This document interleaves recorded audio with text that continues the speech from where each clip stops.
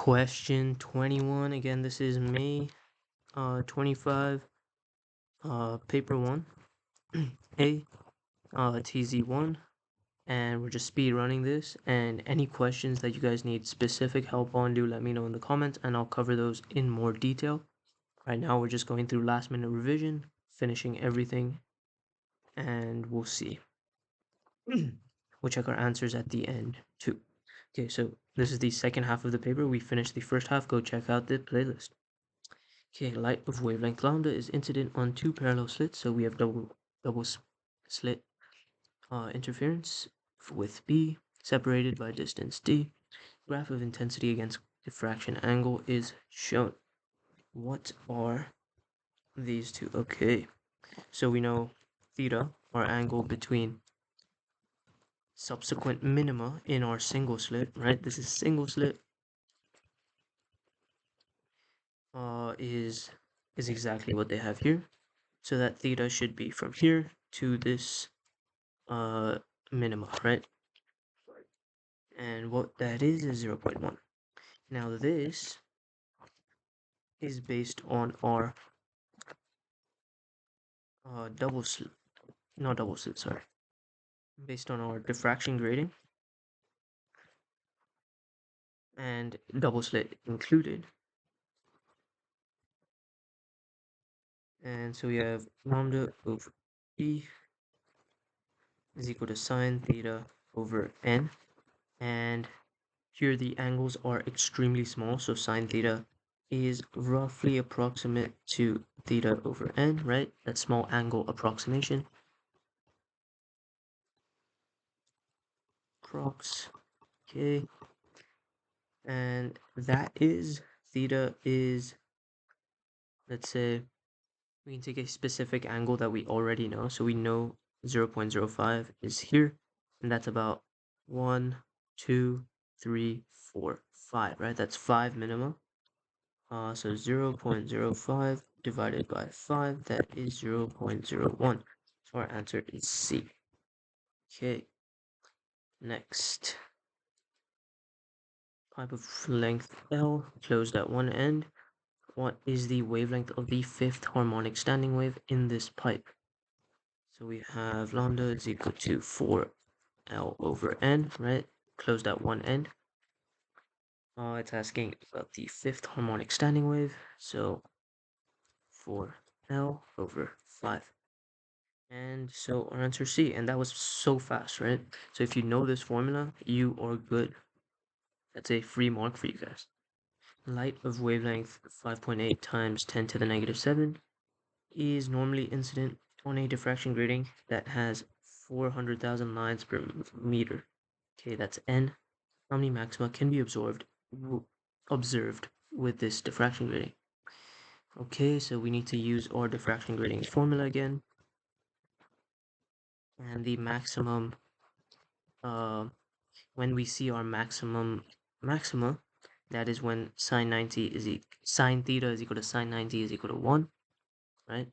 So this is just sine 90, and that is equal to 1.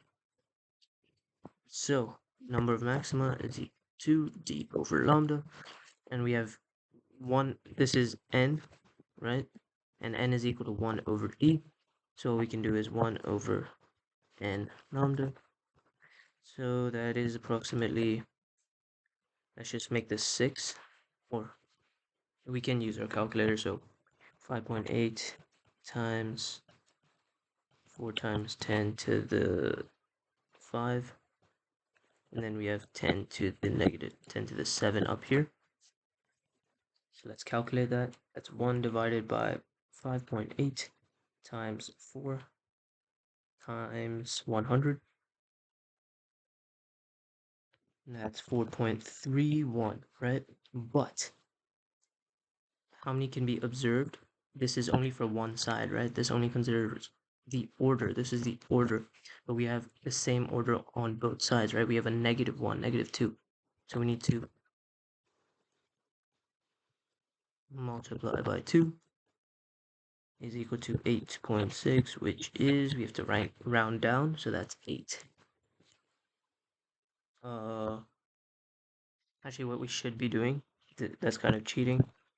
We should only take this part of the number, so n total is 4, and then we multiply by 2 and plus 1, right? Because we need to account for the 0th order, the central maximum. That is not accounted in the n, right? N is just the 4th order. We have our 0th order. That's our central max. So 8 plus 1, that's 9. Okay. So next is 24. Planet P has diameter 1/3 that of Earth. The mass of Earth is 18 times that of P. Gravitational field strength at the surface of the Earth is G. What is G at the surface of P? So our formula for G is I believe, so let me check the data booklet. Yes, that is correct. Then what we know is diameter is 1/3. So our radius should also be 1/3. So R2, let's say RP is equal to 1/3 R. Then we have mass of Earth is 18 times that of P. So mass of P is equal to 1/18. Sorry. Yeah, 1/18 times mass of Earth. And okay. So now we just put that into our equation and we have Gp is proportional to, we don't need to consider G, mass is 1/18. So we have 1/18. This is ME, by the way. And then we have 1/3 squared, so 1/9. 9/18, and that is half. So it should be half G.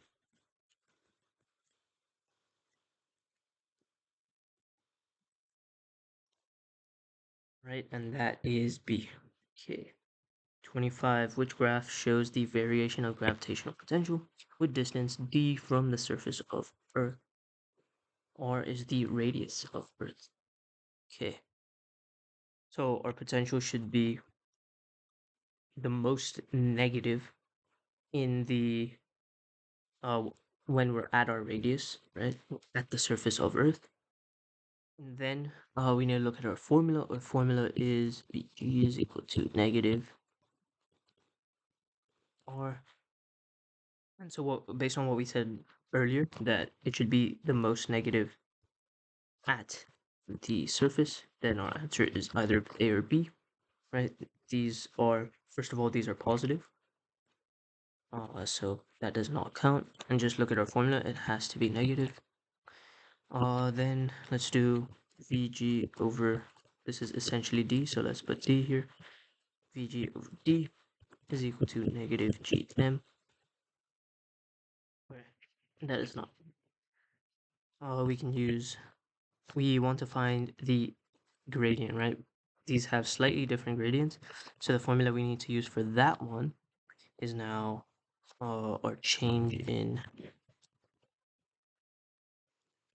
potential divided by change in distance, and that is equal to G, right? And our G is negative. Sorry, our change is negative. And so we need to have a gradient that is constant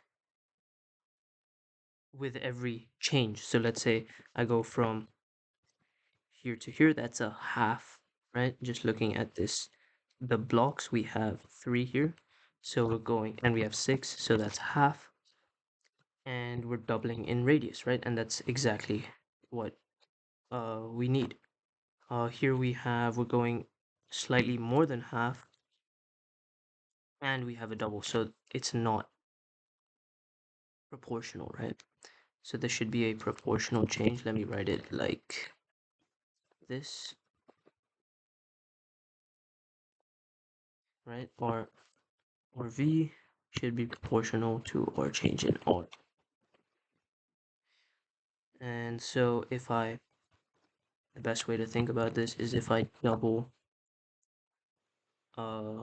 V, then R should be half, and vice versa, right? If I double R, V should be half. And so that's what we see here. If I double R, come here, and it's about half again, right? We're 1.5 blocks, so A is our correct answer. This one has a steeper gradient. Oh, sorry, more rapidly changing gradient, so it is not constant.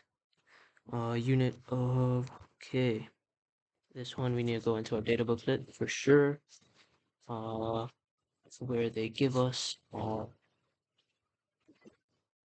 fundamental constants, and we have naught is equal to, okay, sorry, Tesla, and we have is equal to squared. All right, we just multiply these.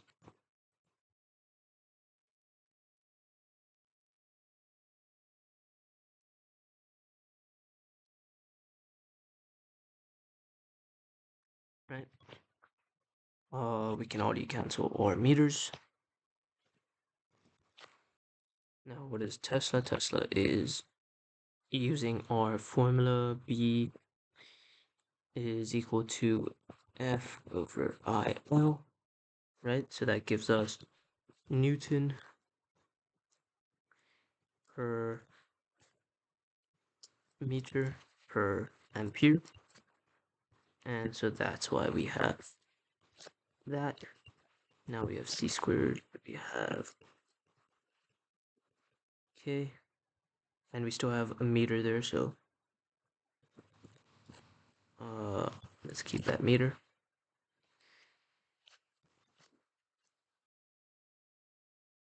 This cancels out. These two cancel out. And so all we have is, and our charge is equal to current times time. So that is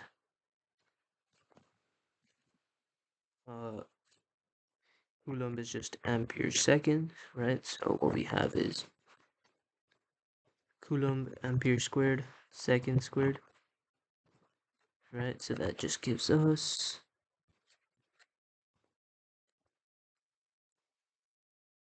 our answer is A, right? Or is it C? That's A, yep, 26. Two parallel conducting plates are separated by 5 cm. Variation of electric potential with distance between the plates is shown. What is the magnitude of electric field strength between the plates? Okay, so we have electric potential and we have the distance. Now we just have to use our formula, right? That's in our data booklet. We have E is equal to V over delta R.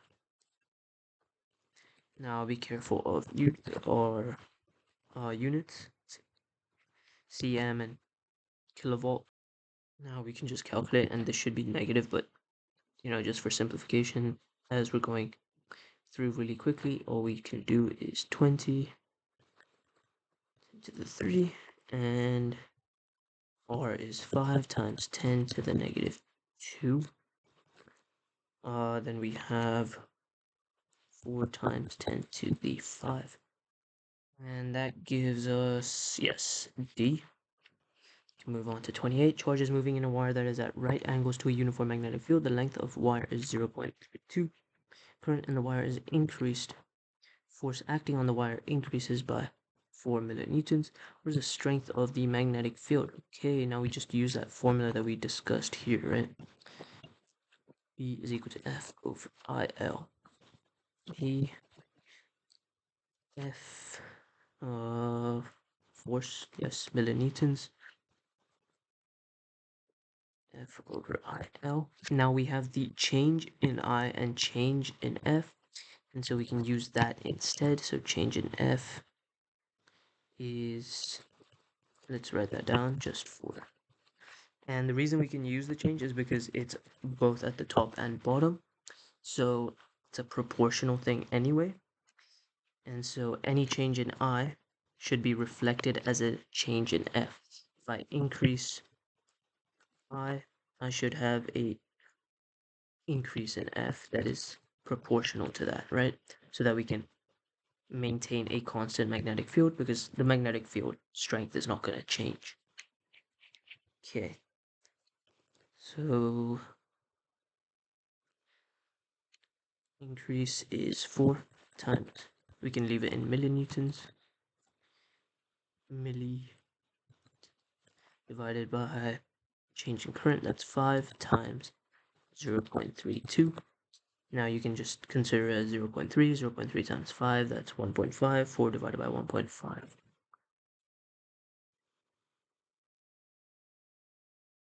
About 2.6, so we know our answer should be one of these two then. And so it's in millinewtons, so E 2.5 if I'm right. We can use 0.32, but if we're trying to be fast, always just estimate, and it is 2.5, so exactly. Okay. Negative charge carriers travel counterclockwise in a circular coil that lies in the plane of the page. The coil is in a uniform magnetic field directed into the page. Okay. What is the magnetic effect on the coil? Okay, so we have magnetic field into the page. We have negative charge carriers traveling counterclockwise, so we need to put our thumb up now because it's negative charge carriers. And so it's out of the page, and my hand is curling counterclockwise. Yes, that makes sense. Now I need to use my right hand rule. Now, if I use my right hand rule for negative charge carriers, um, my pointer finger is into the page. My second finger is the current. It's moving around the coil counterclockwise, and my thumb starts pointing outwards. And so that means wherever I am on the around the circle, the force is acting outwards, no matter what. And so that net force is 0, right? Because we have equal and opposite forces. So, but the diameter will tend to increase, right? But it won't actually increase. And so that is our answer. Now 30. What was the first scientist to show that electric charge is quantized? That would be Millikan, right? We have Millikan's experiment. He showed that these oil drops can hover between two metal plates with an electric field, right? And so there's a net force that balances out, and so 0. And so he can then calculate the mass of the drops. I mean, he knows the mass of the drops, he can calculate the charge on each drop, right? And so he found that electric charge is quantized in integer values of the charge of an electron, right? Next is 31. A coil of wire rotates at constant angular speed in a uniform magnetic field. Variation with time of EMF is in the coil is shown. Angular speed is changed to 3/4. What is the amplitude of the EMF and the time period for the variation of EMF in the coil after the change? Okay, what is the amplitude of the EMF? What the time period for the variation after the change? Okay. Now, okay, so time period. So we just need to relate our angular speed to our time period. That is 2 pi over t, right? So any change in angular period should be equal to our change in t, since they're proportional. So 3, so this becomes 0.5, 0.75. So we're multiplying, sorry, not change in time period, right? We just want the time period. So if we multiply by 3, over 4, then this needs to become 4 over 3, right? So then this is our new angular velocity.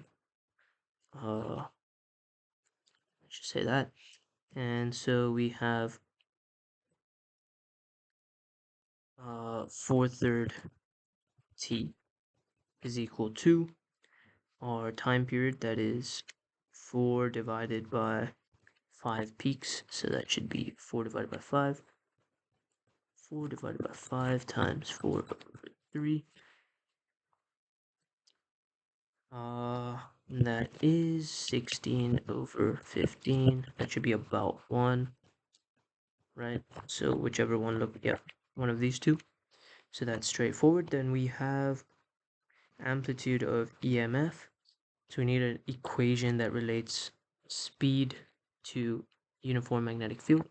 So we can just use EMF is equal to or BVL, that also works. We can use the flux formula, but that requires differentiation, and many of you may not know that, or may find it difficult, especially under time conditions. So we can use this, and we know R, so L, and so we're essentially multiplying by our angular velocity. So if our angular velocity is changed to 3 times 3 over 4, then our EMF is also multiplied by 3 over 4, right? So all we can say is E final is equal to 3 over 4 times 10, and that is equal to 7.5, sorry. And that is there, so our answer is D. Okay. 32, an ion X contains the following particles: 53 protons, 89 neutrons, 54 electrons. What is the nuclear notation for X? Okay, protons plus neutrons, that's our atomic number, and that's the only thing different, so let's calculate our atomic number. 3 plus 9 should be 2, and there's only 1 with 2, so our answer is A. So that's how you do it quickly. We can sit and calculate, and I'm sure you guys can do that already. This should not be a tough question. 33. What is the variation with nucleon number of the density of nuclei? Nuclear density varying with nucleon number.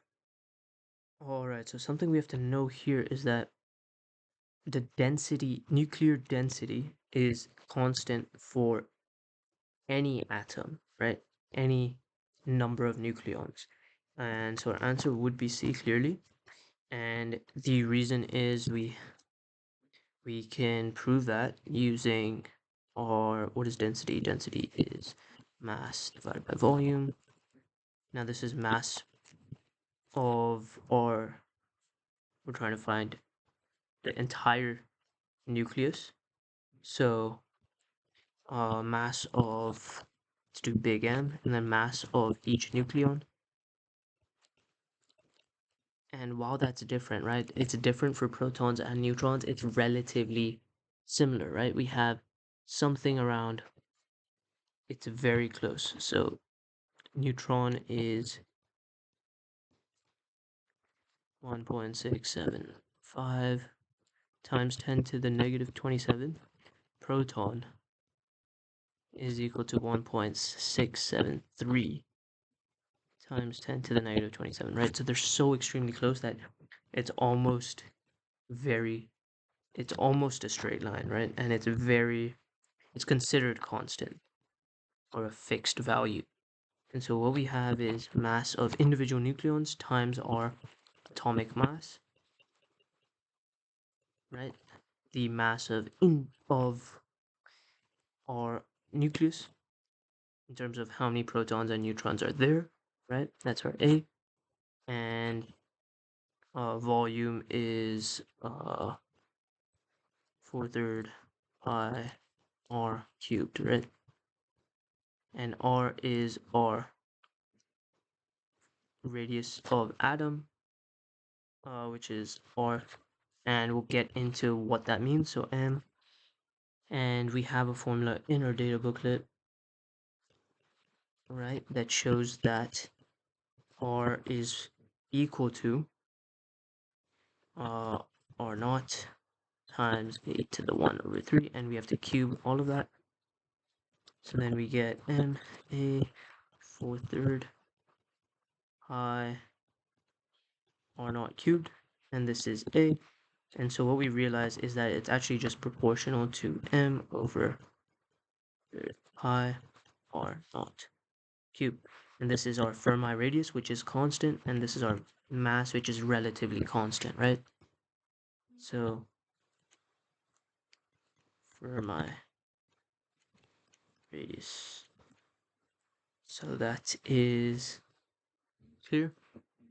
Now can move on to 34. Photoelectron is emitted when a photon of energy is incident on a metal surface. The work function of the surface is this. What is the maximum possible speed of the photoelectron as it leaves the surface? Leaves the surface. E max is equal to a half mv squared is equal to our f minus our work function, and so maximum speed, and we know hf is just equal to E, right? They give us the energy of the photon, so then that is half mv squared equal to E minus work function. So V is just equal to 2 E minus work function divided by M, and that is a root. So our answer should be A. And we can move on to 35. In a quantum scattering experiment, a photon of wavelength naught and if naught interacts with an electron. After the interaction, the wavelength and frequency of the photon and are this. Okay, what is the ratio between the new wavelength and old wavelength? Okay. And so our wavelength always increases, right? Always increases. So it must be greater than 1, so either of these two. Then we have this. Now the speed of a photon is always the same, right? So frequency is related to our wavelength by this formula. If wavelength increases, our frequency decreases by exactly the same proportional amount. And so whatever increase we have that same decrease. And so let's say it increased by 3 times, then this would be 1/3. So we end up having equal to 1. So our answer is A. 36. 3 products of radioactive decay are alpha particles, beta particles, gamma photons. Which products can be deflected by both magnetic and electric fields?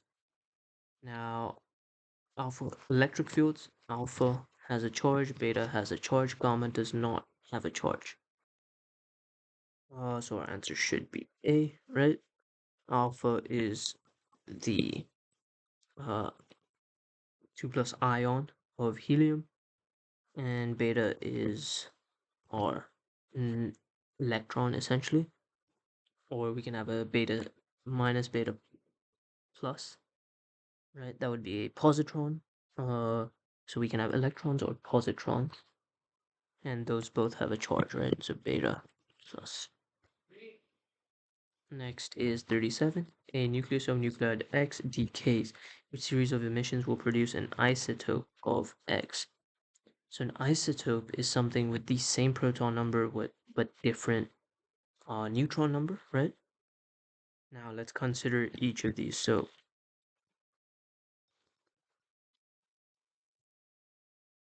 so to balance out this alpha particle, let's see if these two beta negatives cancel that out. So our neutron number can change, but our proton number has to be the same, right? So if we have 2 beta minus, then we have essentially 2 is 1, 0, and so that's -2, and so this would work, right? Then we have some x, and it's not going to be 0, right? But it's going to be whatever it was before. So let's say, right? Now we can test the other ones too. HE 2. Then we have 2, but this would be a positron. Now what we would have is, this is a plus 4. A plus 4, which is fine. Then we have z plus 2. Sorry, z plus 4, right? We have 2 here, and then we have 2 here. So z plus 4. 2 alphas, that would be even more. Our betas would not be able to cancel that out, and this would be even more than what we have here. So that is, so clearly A is our answer, right? 38. A suitable material for use as a moderator in a nuclear reactor is cadmium, concrete, uranium, or water. Moderator, we want to use water or graphite, right? And this is our fuel cell. This is our shielding on the outside of our nuclear reactor, and this is our control rod, right? To slow down, to absorb neutrons. This is to slow down neutrons, and this is to absorb excess neutrons. We usually only want to keep one. Next, did I circle? No. Okay, D. In a simple model of a nuclear reactor, 4 neutrons are emitted per fission on average. 4 on average. Average number of neutrons absorbed by the control rods is NC per fission. Average number of neutrons are lost through the walls, and 1 per fission is lost. Any remaining neutrons induce further fissions. What are the possible values for NC and N1 for the reactor to remain steady, to maintain a steady reaction? So what we have is 4 neutrons emitted. Okay. 4 minus NC, and we have N1 per fission. Okay. Now we need to have 4 greater than NC plus N1, right? So we can't have this equal to 4. So this one is out of possibility. This one's out of possibility. Then we have A and C, right? And what we usually want for a steady reaction is 1 remaining neutron, right? And so we'll have three left, right? And so this is the only one that makes sense. Now it could be 2 like this and 1 like this, but that is not an option. So that's irrelevant. Now 40. A star has parallax angle is at the orbit of Earth. What is the distance from the sun to the star? Okay. So our d is equal to 1 divided by our parallax angle. This is usually the easiest questions. So that is just 1 over, that's just 10 to the power of 2, right? 100. So that is 100. Yeah. So that was pretty good. I think we did good on time too. While I did explain some things. Let's check our answers. So if you guys already know, then do go ahead and check out any other videos, but I'll just be checking our answers in case. KB, that is correct. Then we have ACC, ACC.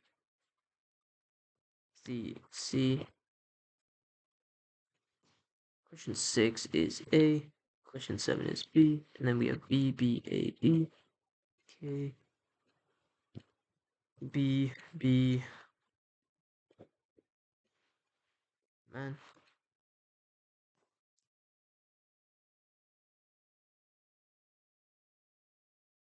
10 A, D, C, C. Okay. A, D, C, C. That's good. Next is DB. So that's D. We have B. Question 16, C, B, B, C, that's good. B. Question 18, that is B. Oh, I didn't select the answer, but we got B, right? Next is question 19, that is D, that's correct. 20 is C. Then we have C, C, D. C, C. So did pretty well. D. And 24 is B. 25, A, A, D, A, C. Okay. A, A,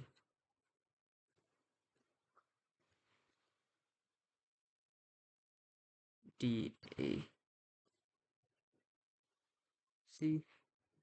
Question 30. C, B. Yes, that's good. 31 is D. 32 is A. 33 is C. That's good. 34 is A. A, A, A, A, A. Okay. Okay, so I think we did everything correct. So anything specific you guys need some clarification on, do let me know in the comments and I'll get back to you and maybe make a video specifically on that question. Okay, we'll be moving on to TZ2 and 3 next, so do check those out. Thanks, guys.